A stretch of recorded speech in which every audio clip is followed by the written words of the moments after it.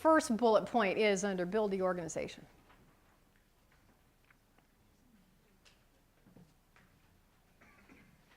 Reposition CRC from emergency aid to self-sufficiency. It's very important because it's how they approach everything. It's the mindset to everything they do. It's their intention, it's how they work with everybody and how they work with each other. Absolutely. What do we know CRC for right now, before I talk to you? What do you guys know them for? Domestic violence. Food bank. Is that what they want to be known for now? No. No, what do they want to be known for? Takes them from a temporary position to a permanent position, from a Band-Aid to... Exactly. Exactly. So they want to be known as the leader in self-sufficiency model, in the self-responsibility model. Is that different from breadline and housing and domestic? Absolutely. Critical. Their staff needs to see the difference. Their donors. Yes, ma'am. Did this result in them giving up their aid to the homeless? No. I mean, you keep talking about how the chronic homeless are not really susceptible to this program. So wouldn't it force you then to be very selective to find people that meet your criteria for self-sufficiency, and therefore you abandon a lot of people that otherwise need? I think it's a great point, but what's their mission now? To help those who need aid become self-sufficient. All of them? No. They still have the people who need aid. They still get all the grants. They still want to support. That's just the top of the funnel. Yeah, so I think there is, though, what you're indicating is there's a bit of conflict. There is a bit of conflict there. It's certainly a motivator for your staff to just abandon the population and focus on people that are easy to make self-sufficient. So here's how they handled it.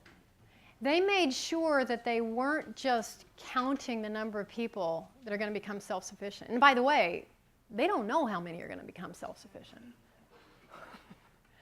They're going to count as well and tout as well the number of people that they provide emergency aid to. So they're not going to abandon it altogether. What they are going to do is focus. And they're going to focus beyond the emergency aid today to where it goes in the future. But the emergency aid doesn't just drop away. Does that help? Great question. Anna, you've been asking this. Under the build organizational capacity, I know what, I work with Lauren and I know her well. What I think Steve has done in the last few years was really get out there. Just not stay in her little enclave in Encinitas and Carlsbad. She really went and made herself visible and got involved and built partners throughout the county. Yes, she did. In fact, this organization has been chosen as the lead for the entire county on all the, now help me with this, the, I can't find the word, it's the federal money that's coming, stimulus money that's coming into town in regards to keeping people in their homes and that kind of thing. So it was definitely perfect timing and that kind of thing. There was one other question. Yes, sir. Just a quick comment. When the agency focuses on the target market that's most likely to succeed, the idea is that they can then work with a splinter agency or a partner agency to deal with the initial people. Yes. And prepare them for the next level. Absolutely. And by using all their resources, they can save a lot of money for the first. That's a great point. Thank you. Any other comments or questions on this? Yes, sir. I love this kind of change because you're actually solving a problem and not just addressing it. Yes. Absolutely. Yes, sir. Is it addressed where I can see where the young lady was saying that they're abandoning half their population? Is there a sort of a transitional phase where they are addressing a new set of issues? They are redirecting themselves, but there are still plenty of other nonprofit agencies that I'm sure could meet their previous goal. And a transitional phase where you can say, well, we might not be able to serve your needs, but X, Y, and Z will still. Yes. And I think the point here is that the group of stakeholders need to decide how you produce unique value. And you're rewarded. in business and in the nonprofit world if you create unique value. You specialize in one thing. How many of board members, how many times do we see an organization that chases money and the mission kind of goes like this? The key thing is that you're all as a group setting down and deciding how you're going to be different and how you're going to have impact. And it will be tough. You will say no to some things. You get the choice. Are you going to let another agency fill that spot? Or are you going to maintain that and still focus more on this? It's all degrees of color. Yes? Well, and just comment about the chase of money. Oftentimes, you're getting support from a funder for like 3 to 5 years, and then the funder changes, their priorities. Absolutely. And then you're shifting your programs to kind of meet the priorities of your funder because you rely on their resources. Do you think that this group went in this direction because there was money there? There may have been. I didn't hear a lot about that. But what's interesting is when they decided what was compelling and what had measurable change, the money came. And I think it's interesting when I work with different groups, those which say, we want to go there, and it's going to cost that much, so we need to go raise that money, versus the folks who say, we got this much money, and we think this much is available, and this is coming up over here, let's go over here. Sure. Anybody know what I just said?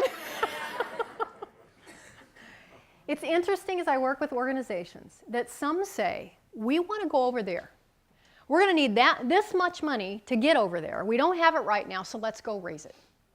And here's why people will want to invest in it. Here's the return they're going to get if we do that. So we're going to raise that money. There's another group that says, this would be a good thing to do. There's some money right here, I think, to do it. Let's do that if we get the money. Both are logical. Just a little bit different. Yes?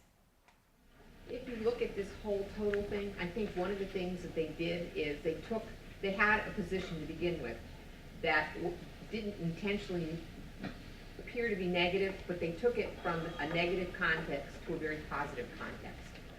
Interesting point. And so when they repositioned themselves, they went from emergency aid, which can have a negative concept because it's just a Band-Aid, to self-sufficiency, Yes. which is a positive outcome. So taking that the way they reposition themselves, if I were a funder and I thought you were doing emergency work, and then you glommed on to being self-sufficient, I would think that it was a much more positive. Yes. Great point. Yes, ma'am. I was thinking it was more hopeful for the client, because rather than thinking that you're just going to hand them a can of food, you're actually giving them a plan to become self-sufficient. Exactly. Now, not everybody will want that. Here's another thing that was interesting. It's along the lines of that point. The organization, remember how they need to rebrand as far as how they look to the outside? They suddenly realized they need to rebrand as far as how they look to the inside. Why? Well, they've got people coming to the office now to create personal action plans that may be about to lose their home, for example. And the main entrance is a bread line. Yeah, it's a little uncomfortable. And the signs, what do the signs say? Please wait behind this line. Here are the hours, that kind of thing. Does it have anything to do with what they really do? So now they're talking about, okay, let's move that bread line over to here and have this office. And what do you see when you walk in?